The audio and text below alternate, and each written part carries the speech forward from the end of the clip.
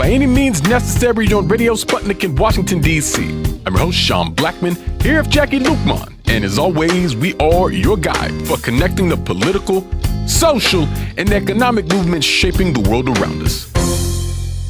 Oh yes, we're here, we're back, top of the hour. It is Wednesday, November 16th, 2022.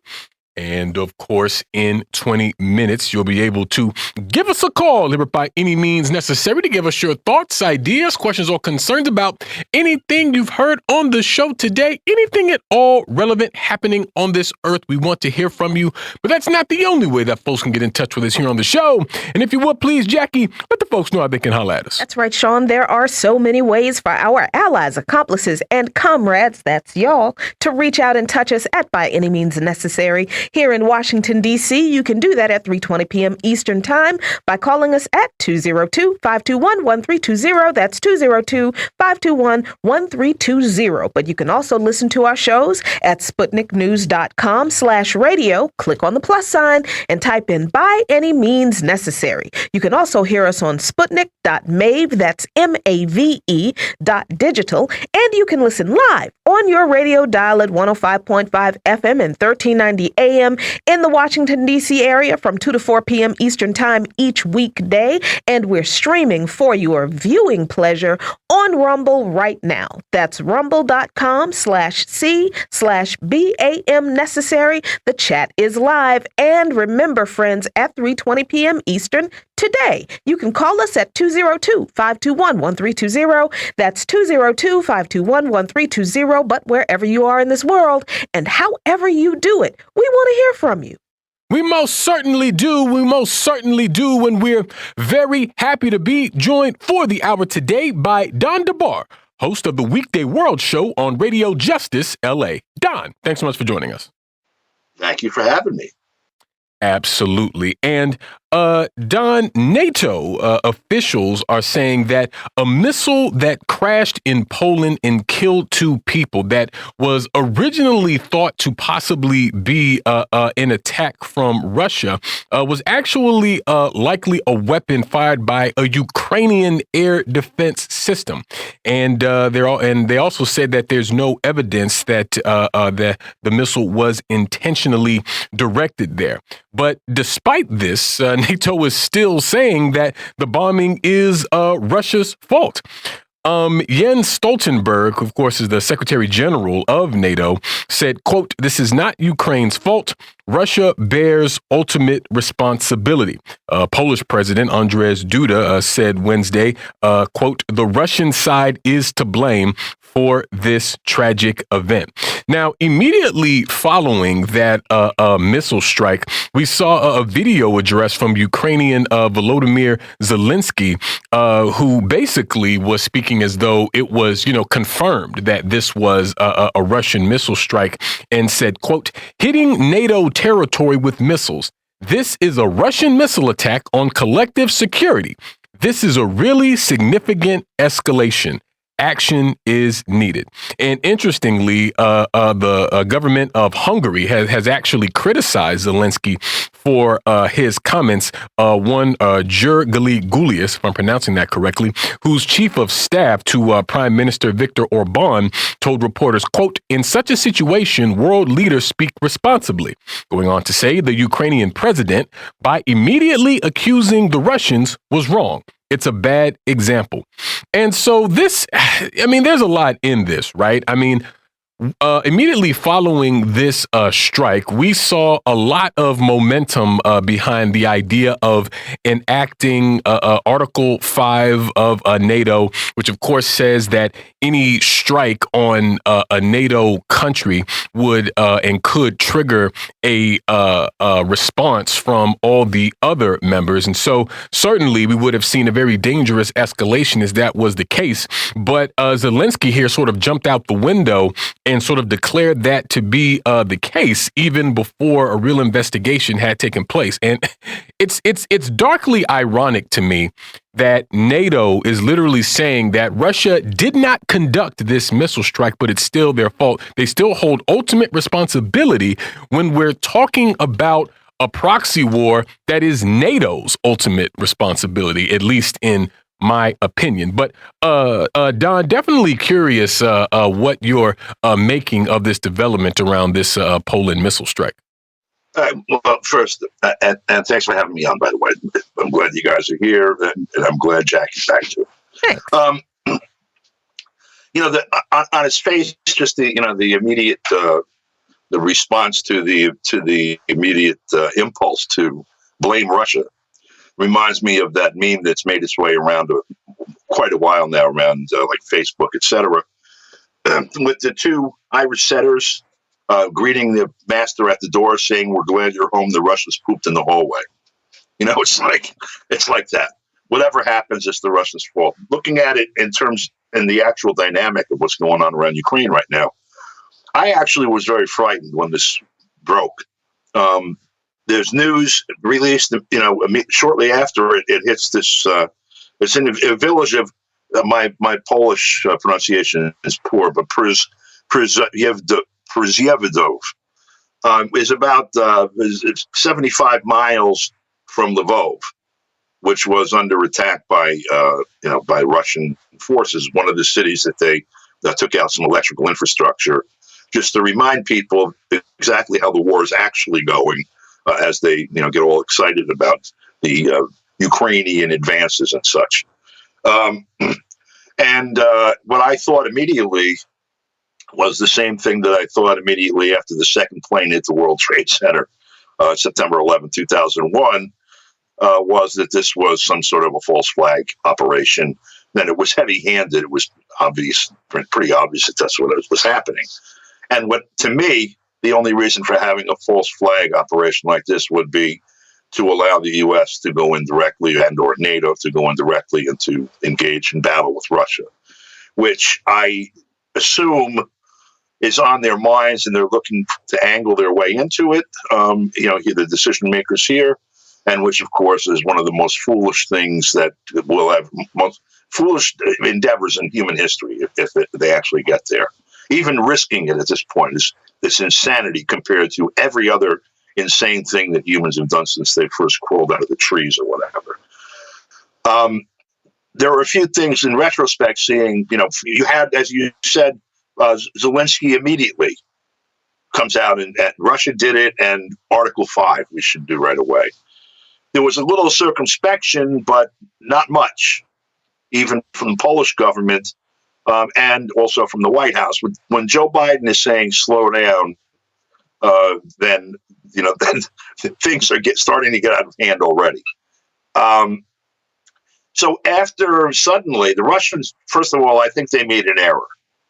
I think this was intended as a false flag operation, and somehow video of the fragments got out, and they were clearly things that were in the possession of the Ukrainian military and not the Russian military. And consequently, that story wasn't going to fly even, through the first news cycle. In any event, even if it was done just that as a dry run, basically, I'm thinking about why would they do this? I know, on the one hand, the headline comes out, everybody thinks the Russians bombed Poland. And, even if 2 paragraphs down, it says, well, that's not what happened. Actually, this happened. 80% of the people now believe forever Russia bombed Poland that day. But the real things that might be going on in the minds of the military strategic planners, geniuses at the CIA, whatever, whoever's making policy, some drunken guy in the back of the neighborhood bar, for all I know, looking at what's going on. One thing that would happen is, obviously, Russian military planners seeing what looks like a false flag coming must expect that a strike is right behind it. And so they would have to mobilize their defenses. And so maybe this is a probe to see how and where they would mobilize their defenses in anticipation of a strike. Also, we respond to this thing too. Anti-war people generally just concerned about, let's not let them blow up the world without doing something about it. And they want to see exactly what kind of political or social response comes out of it also. Because for a couple hours, it looked like they were accusing Russia of bombing Poland and consulting about Article 5. And that means war with Russia, overt war between NATO and Russia. And that means World War III. Then that probably means a lot of people are going to die. Some of them here. So, trying to assess what's happened now in the 24 hours or however, whatever it's been, Zelensky has been proven to be off the hook. I think you're right. I would perhaps suggest he's not exactly a world leader, just an actor who was hired to play a minor world official, a comprador or whatever. But in any event, whatever he is, he's clearly irresponsible, off the hook. And for some reason, one other meme that I see making the rounds is a picture of him saying, "I made $10 billion at home last month. Let me show you how." I mean, this guy is the biggest, most successful grifter in the history of the world with the money that's passed through his hands over the last 8 months. So I don't know, maybe he gets some more money out of this. I don't know if there's maybe a SAG, hourly rate or something, whatever it is, if he's getting scale or whatever. But yesterday he was playing the role of someone whose, country, in essence, is now bound to NATO under Article 5 because the country he's fighting attacked NATO. And that's what attacking Poland means under NATO's charter. And that's what attacking Poland means in the context of the war that's going on right now, that NATO, including the United States, is now an active partner. Yeah, and I feel like the fact that the feeling I have that the Polish president basically has saved us from World War III by, backing NATO away from the precipice of war, declaring, as you said, Don, outright war against Russia. I still feel like NATO and the NATO commanders and even Biden, the Biden administration, Lloyd Austin, who was on CNN at a press conference a little while ago, talking about how the investigation in NATO into the missile is still underway, even though we know the Polish president said, no, the missile came from Ukraine. So I feel like we are watching the way that NATO and even U.S. military leaders really, really do want to find a reason to declare outright war against Russia, because I feel like this whole proxy war in Ukraine, using Ukraine against Russia, as much as the U.S. media and the talking heads that they put in front of the cameras that represent the Department of Defense, as much as they claim that Russia is losing, like they actually said in this press conference, Russia is losing strategically and, in all the ways that there are for Russia to lose, I think that they realize that that's not actually what's happening. So they're just really wanting to skip this whole proxy war part and get to just a hot war with Russia. But this time, the Polish president backed them off and said, no, it was Ukraine. That's one issue. But then the other issue is, now what does NATO do about the fact that it was Ukraine that apparently attacked a NATO nation? Now what do they do? Well, Ukraine admitted firing it too, according to CNN. So your question is a very good one. I'll answer it in this way, because I've kind of answered it on Twitter in an exchange with the former ambassador to Russia under Barack Obama, Michael McFaul. As soon as he makes Zelensky look like he's sedated in terms of how wild he is with his whole ideological perspective, his advocacy for more and deeper and broader war. Whatever happens over there, the only response there is escalation in this man's book. You can go to his Twitter page, Michael McFaul, MCFAUL, and just go back as far as February or even last December. You'll see it de-escalate as you go backwards, scrolling through the tweets. He was ready with 6 different papers assembled, but he teaches at Stanford. That's his sinecure after basically bringing us to this stage with 8 years of diplomacy in Moscow on behalf of Barack Obama. He has, among other things, he wants the State Department to declare and the president to declare that Russia is a state sponsor of terrorism.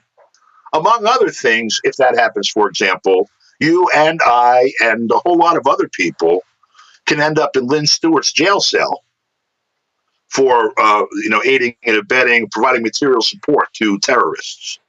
And that's one of the milder remedies he proposes for this horrible attack upon Poland by the terrorist state Russia, which is how he put it.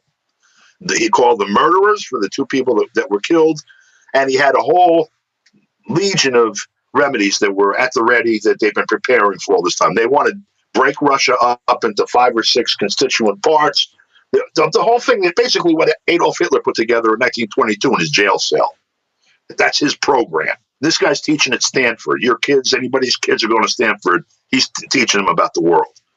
So, I posited a number of things. First of all, the whole history of this is that there's a war against Russia taking place on its borders that began with a U.S.-backed coup in 2014 that was mustering long before that, with billions of dollars invested, as Vicki Nuland bragged, and that this war has been conducted with material and troops being provided from the West through Poland, killing Russians, and they've been bombing Russian cities with U.S.-provided bombs, those HIMARS and other things. Some of the Russian border towns have come under aerial attack. And so I said, if there was a response from Russia, first of all, perhaps it's because they don't follow your rules of engagement, which is that they have to take it and they can't give it back. But beyond that, first of all, let's have a little evidence about who did what. Well, then what happens? We find out actually it was Ukraine. So what is proposed? I asked him, look, these were murders. This was a terrorist act. We did have on the books Azov and C-14 and these other groups that now constitute the government of Ukraine, in essence, were on the terrorist list here in the United States under the Patriot Act, under the legislation that creates these things in the first place. You're advocating for them. Aren't you providing material aid to terrorists? And couldn't you be prosecuted under the statute? That's my answer. That's what should be done. Let's look at that for them. Yeah, I definitely see what you're saying. And it's just, and the other thing about it is that a lot of people from the beginning of this conflict were pointing out the danger of situations just like this, these kinds of accidental missile strikes and things like that could potentially trigger a broader war. And that is precisely the scenario that we almost saw play out right before our eyes. And so the more that time goes on, I mean, the more that this whole proxy war I think is just exposed for the farce that it is. And I want to talk more about that on the other side of our first break here on By Any Means Necessary on Radio Sputnik in Washington, D.C. We'll be right back, so please stay with us. By any means necessary.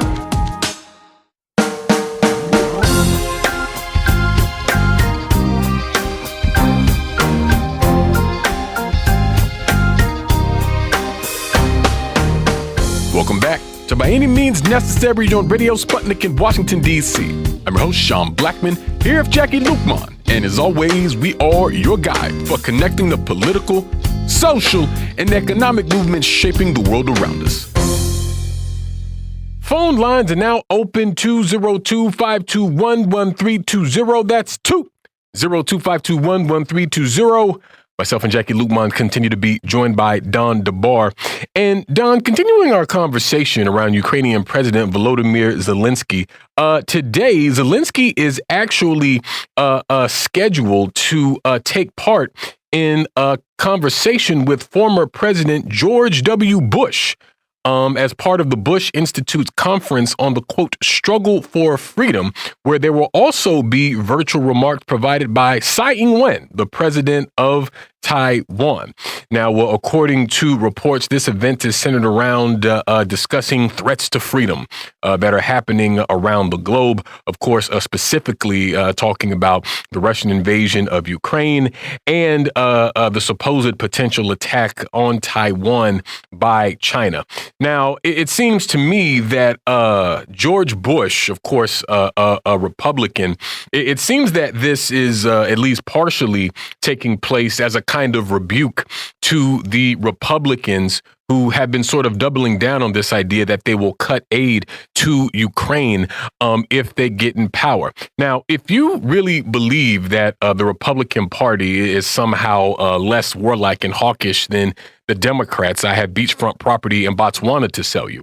But this is wild for a few reasons, Don. I mean, number one, this is a reminder to me about how George Bush, this racist warmonger who tried his very best to, bomb the Middle East off the face of the map, who opportunistically capitalized on a mourning nation following the terrorist attacks of September 11th, 2001, to carry through all these things. Someone who was demonized by the Democrats. And I mean, I think rightly so. And I think also by just about any other decent person. And indeed, the 2 terms of Bush sort of paved the way for ultimately the presidency of Barack Obama, as a segment of the electorate wanted a kind of change in things. But now, of course, we know that's, basically just a fresh face on the same old imperialism.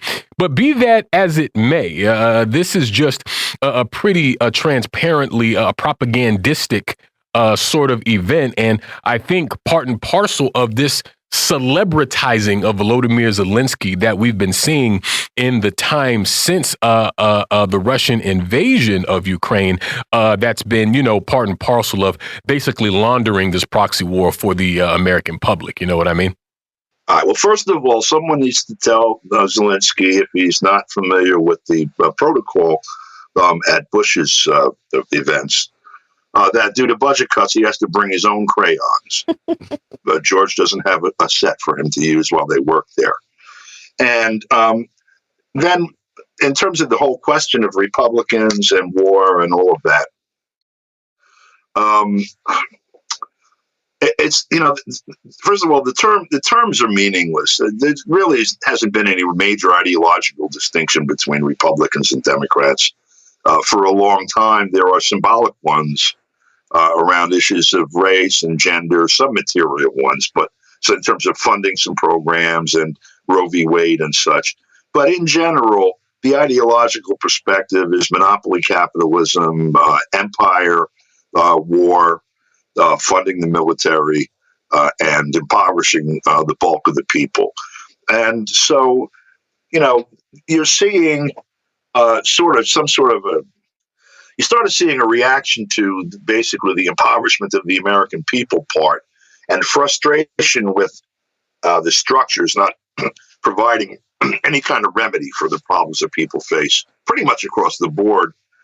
In 2015, when you saw Sanders rising up as an outsider in the Democratic Party, Trump rising up as an outsider in the Republican Party, and people in the streets like hardcore with Black Lives Matter in particular, but other groups as well. You had a generalized uprising of the working class, basically trying to find expression, and hampered by the fractures that have been both a legacy of history and also that have been massaged for sure by the ruling class. And so you can almost track this phenomenon in the polling with respect to the legitimacy numbers that people have for the institutions regarding Congress, where you have 15-20% positives for Congress. And by the way, as against a 95% reelection rate, which that all by itself produces the whole sort of dissonance in the public about the institutions and their legitimacy. About the press, again, the press polls around the same. People's economic condition is the primary concern that they have, even the most recent polls before the election. like this war, for example, World War III, actually, as you might characterize it as, certainly, the beginnings of it. Number 9 or 10 on their list, in terms of concerns, because their own concerns, economic ones in particular, are so immediate. And then you have an election that's conducted where something on the order of 30% of the votes are the product of new methodology of voting that has two real important features. The first one is that there's no chain of custody for the ballots from the time the voter ostensibly makes the vote and the time it reaches somebody to be counted. And the other is because of the circumstances around which it's executed, there's no exit polling possible for that group of votes. Now, exit polls, seem like like a luxury or some phenomenon that's for scientists to play with or whatever. But according to the State Department, for example, and lots of others, Jimmy Carter Center, et cetera, exit polling is the only real useful audit mechanism to see how reliable the vote count actually is. And that's the scientific tool that they've used. The State Department, for example, looks at the vote, say, in Venezuela or Ukraine or Zimbabwe or wherever, and they look at the exit polls. And if there's a vector of 15% or more by their own standards, automatically that is not a legitimate election in the eyes of the State Department. Here, 30% of the vote is outside of the reach of that kind of analysis. And that would be one thing if this batch of votes coming in wasn't decisive. But it is, and it has been since it was introduced. Just as an aside, legally, in federal elections, these votes are questionable because under Article 2, Section 1, Clause 2 of the Constitution, in the federal elections, particularly president and senator, the rules, the law governing the election, of those officials are set by the state legislatures.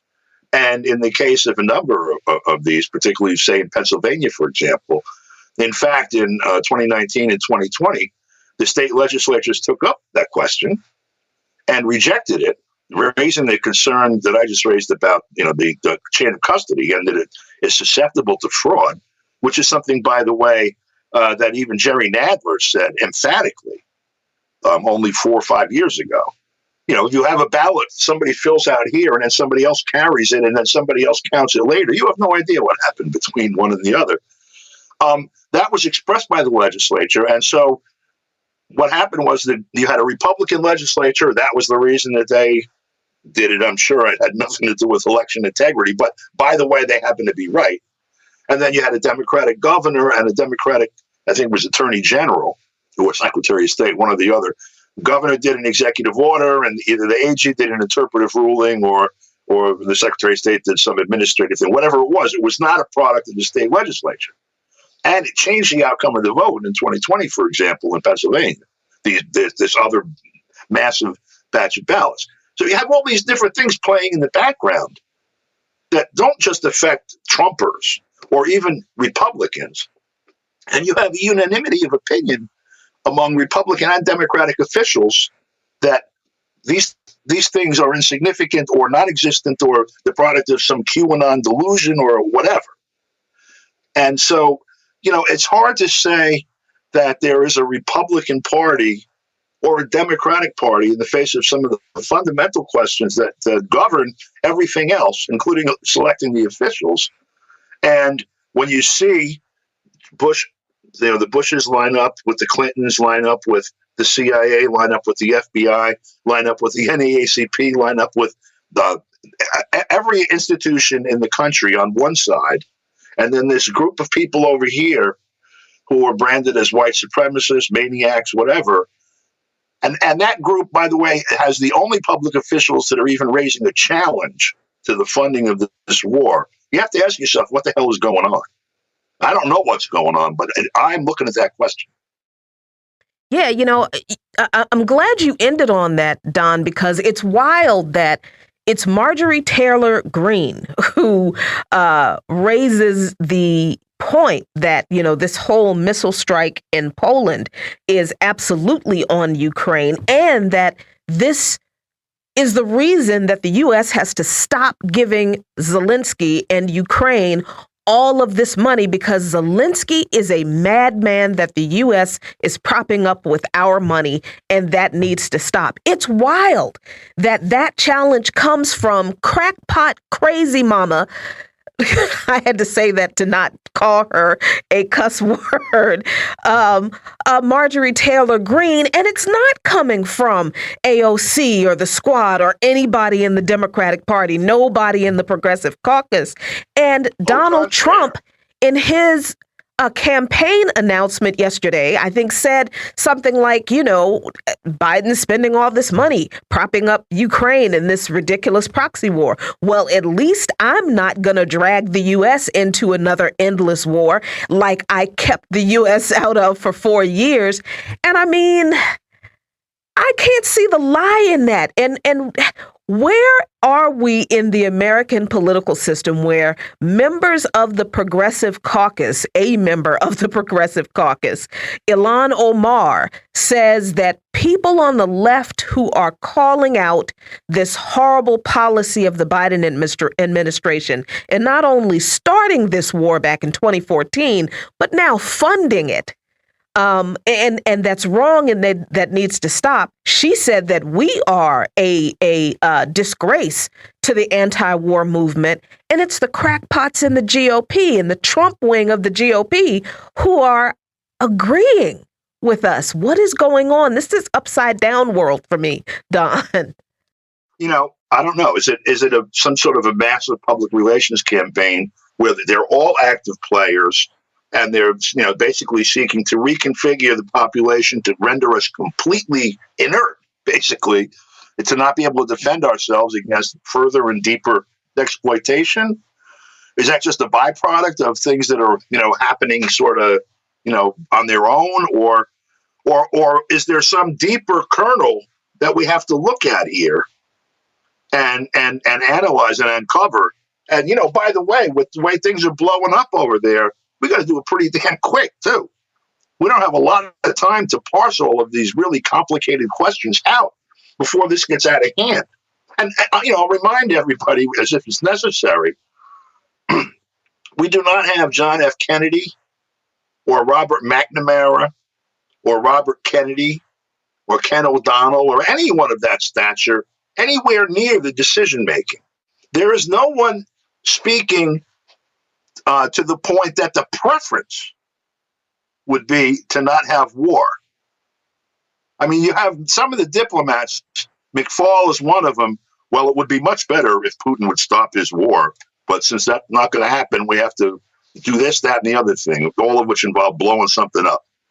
But right now, we don't even have a voice advocating for it.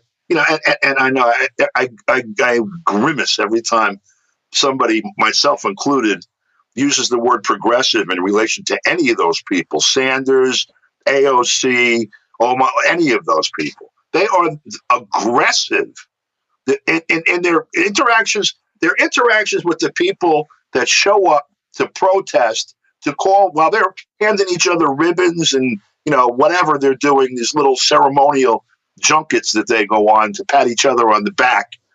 When someone comes in there and says, oh, by the way, World War III, and they start condemning their constituents in public, it tells me everything I need to know about them, everything. And, history provides remedies for this kind of behavior. Ask Marie Antoinette. Yeah, certainly. And, something actually just occurred to me because we were talking about George W. Bush, of course, his scheduled a public conversation with Volodymyr Zelensky.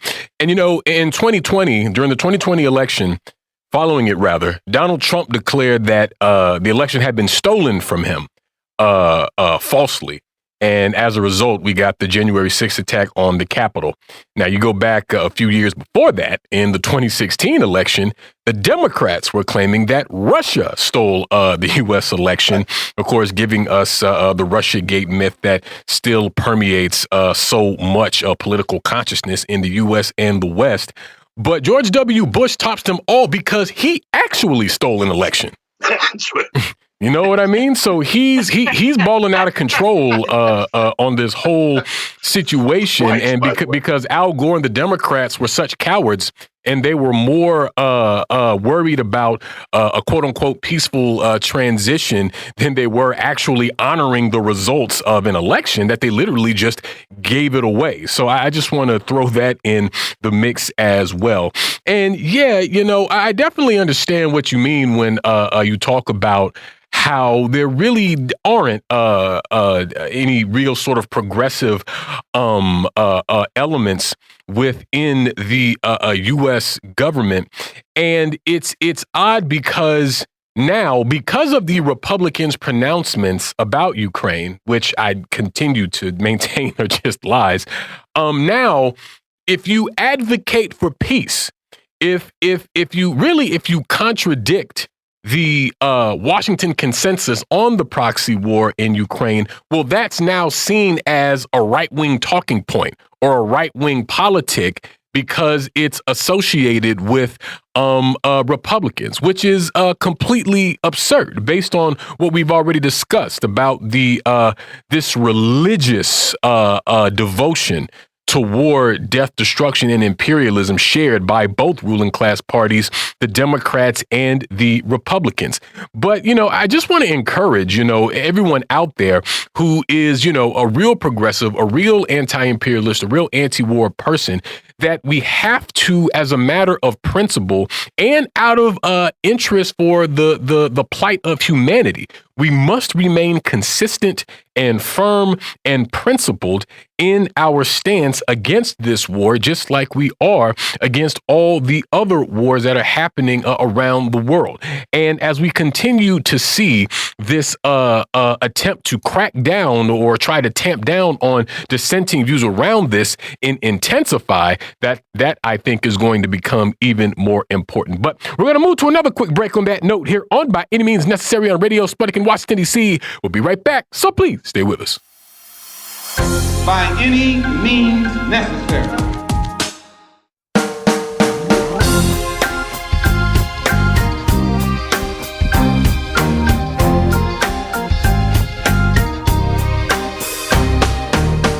Welcome back to By Any Means Necessary on Radio Sputnik in Washington, D.C. I'm your host, Sean Blackman, here with Jackie Lukman. And as always, we are your guide for connecting the political, social, and economic movements shaping the world around us. My dear friends, phone lines are still open, 202-521-1320. That's 202-521-1320. I am here. Jackie Lukman is here. Don DeBar is here.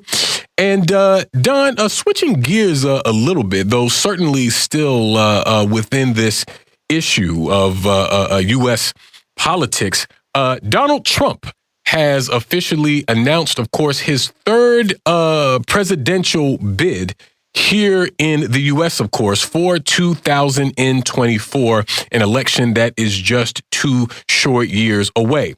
And when he gave this speech, you know, during his announcement, he just lied a lot and just kind of presented himself as, you know, a friend of the working man, or that he's quote unquote pro-worker and things like this, which of course is just a complete farce. I mean, you know, we can look at the 2017 tax reform law, quote unquote reform, which in substance led to this incredible transfer of wealth from workers to the rich. We're talking a total of at least $2 trillion that happened as a result of this. And this tax law also cut the corporate tax from 36% to 21%. And so just at every level, the way that Trump sort of presents himself is basically just a scam. And I think back during 2016, he was able to play on the fact that he wasn't a professional politician like Hillary Clinton with her odious background and things like that. And so because of that, he could, you know, position himself as a kind of outsider, an insurgent sort of force who's really going to create all of this policy that's supposed to benefit all the people that the Democrats left behind, but we just didn't quite see that. And we're already seeing, I think, some ructions inside the Republican Party as it pertains to Trump in 2024, with some feeling that a Trump ticket in the next election would not be successful. I feel like we're seeing more and more people sort of lean towards Ron DeSantis as it pertains to that. But just curious your thoughts, Don, about not only Trump's announcement here, which, I think was pretty unsurprising, but, what you think this might mean internally for Republicans. And, obviously we don't have a crystal ball, but, what this next couple of years may hold. Right.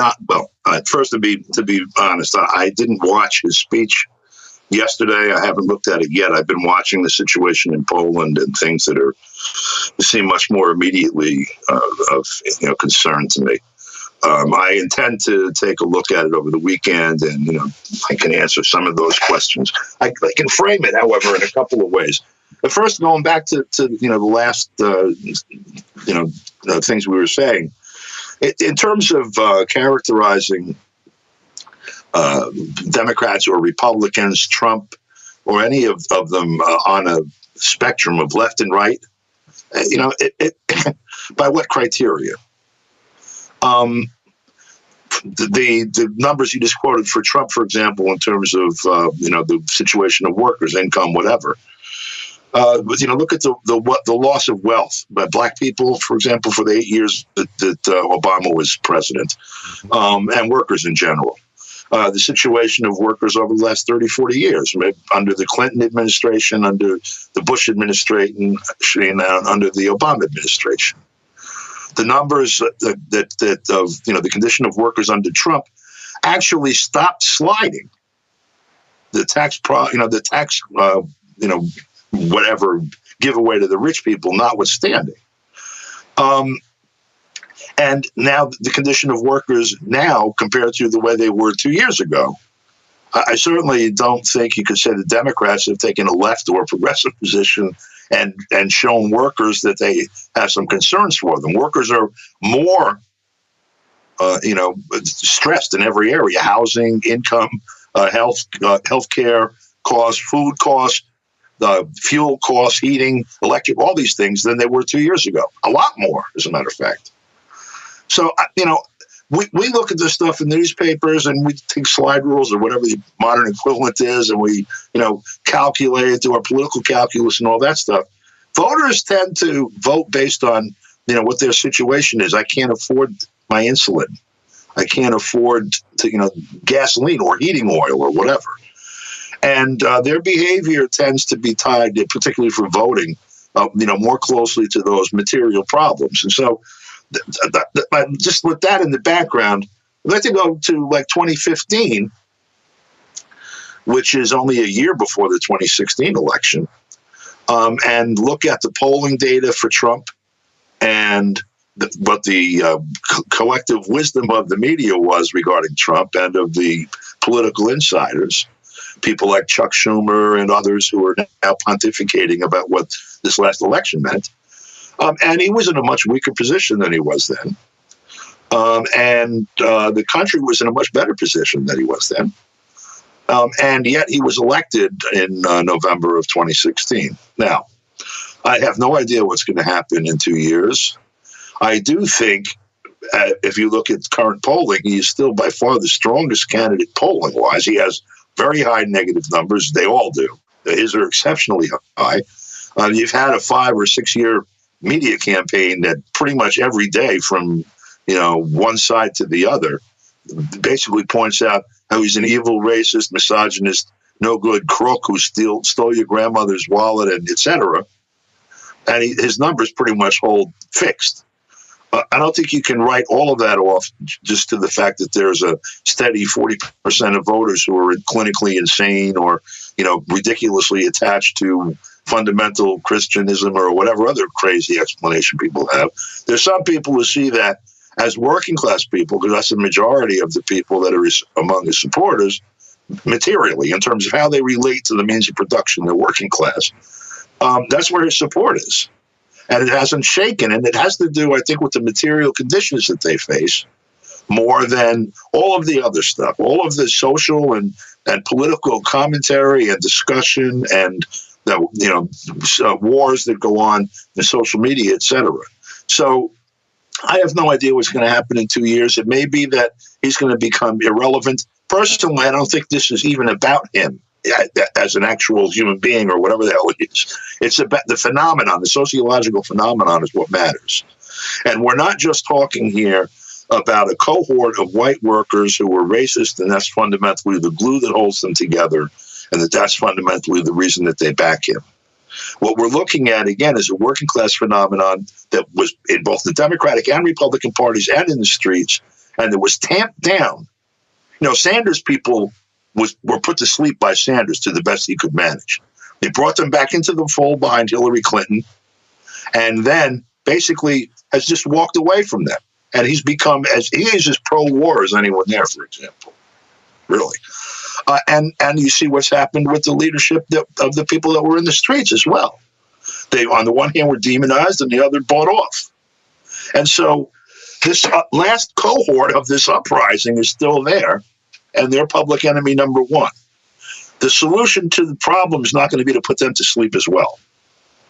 And the solution to the problem is really not to look at this as something that's a phenomenon around Trump, but rather, a part of the whole condition of the working class in this country that needs a remedy. There's a struggle for power that's going on behind the scenes, obviously between several factions, some factions of the elite.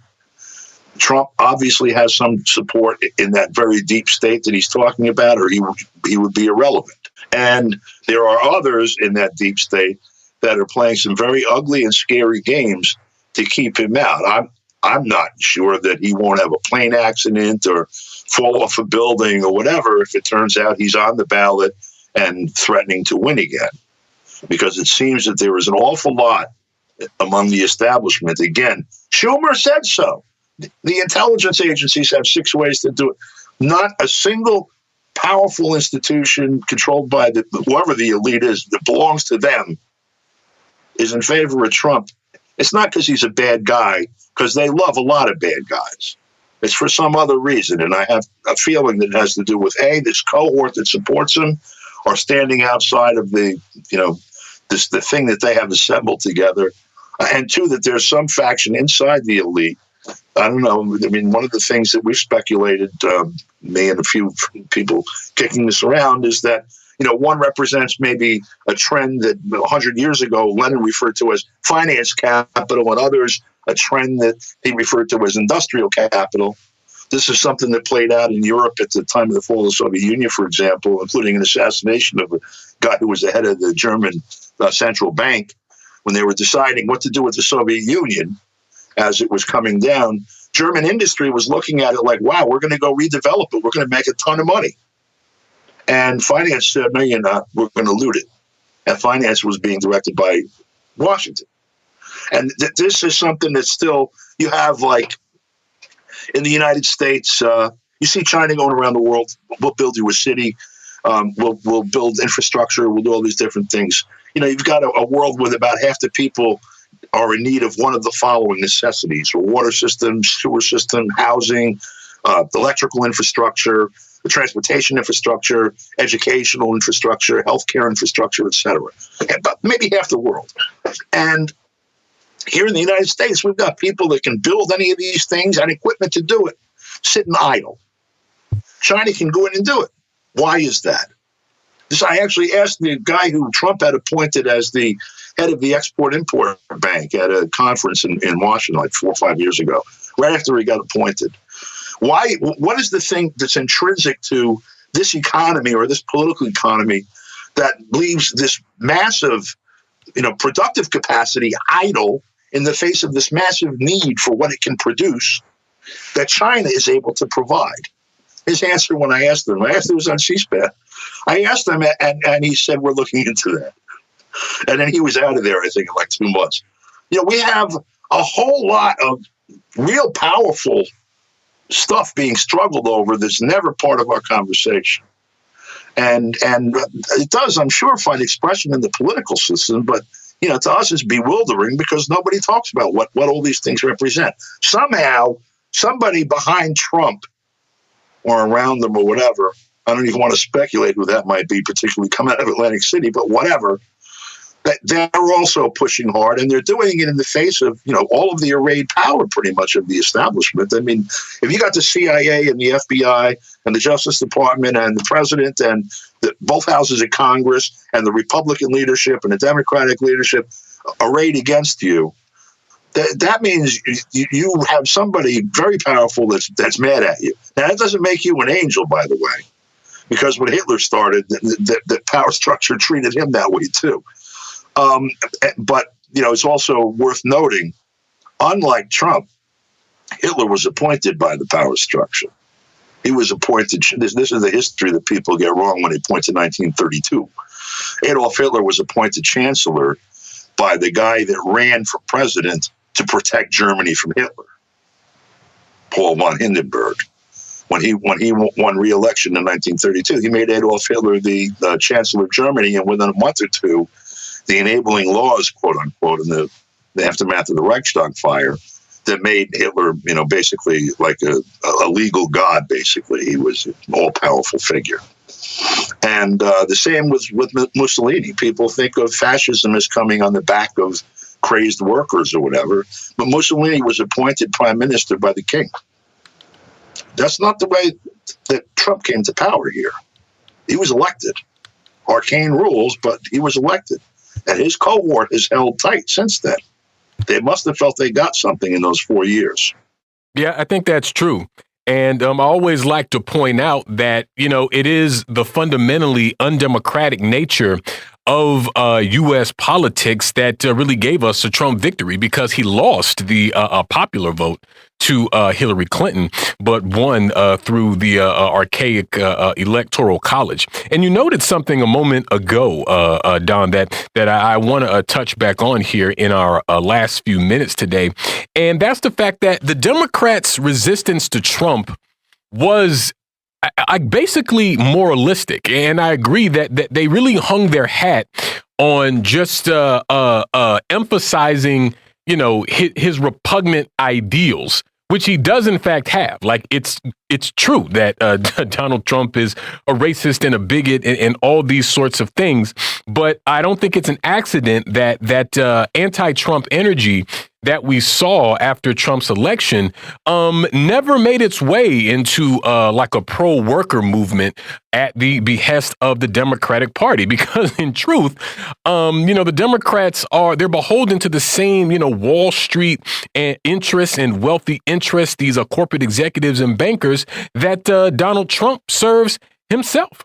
And so even if, at least in my opinion, Donald Trump is fundamentally a tool of the millionaires and billionaires that are a part of his ilk, I tend to agree that, he still has this base that is, pretty fanatically loyal, despite whatever disagreements there may be within the Republican Party itself. And we've even seen the Trumpist wing of the party go after the mainstream elements if they don't fall in line sufficiently. But what I'm really getting at here, Don, is the fact that the Democrats just are not equipped to lead a real resistance to Trump. You're talking about a party that tried to impeach Trump not once, but twice, and the second time being when he only had like 2 weeks left in office. So a completely empty and useless gesture that they still did because they would rather engage in political theater than do something useful, something that would have actually made a difference. You know what I mean? And so, as ever, Don, it just seems that it's going to take an independent element outside of the political mainstream, outside of the Democrats and Republicans, to really fight for, poor and working people's interests, because, these two ruling class parties seem only interested in just engaging in this never-ending pinch fight amongst themselves. The characteristics that you ascribe to Trump, I won't argue with at all. I don't know him, but certainly there's ample record to support that. And I'll also point out it doesn't distinguish him at all from any of the other players on the stage. Joe Biden's history actually is as ugly or worse than Trump's. he had the levers of government power most of the time that he was committing his stuff rather than writing editorials in the newspaper. And, Barack Obama installed AFRICOM in Africa. I don't know what else you could say about him. That is the biggest gift to white supremacy in the last 150 years, materially. To allow the U.S. military to dominate the continent in a way that wasn't possible before he became president, I think is a pretty significant change in Africa's condition. And I think it's germane to the question of racism, honestly. Obviously, I think historically, it's a difficult thing to argue. This is a feature of this system. And George Bush was elected also with a minority vote, in other words, less popular vote than Al Gore.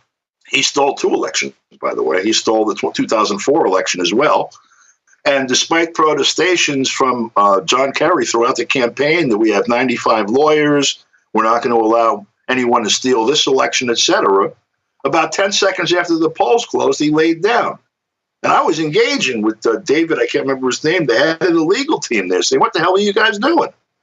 And they just gave it up. You saw the spectacle of Al Gore presiding over his own demise at the January 6th, 2001 joint session of Congress when they ratified the vote. So, it's hard for me to parse, you know what I mean?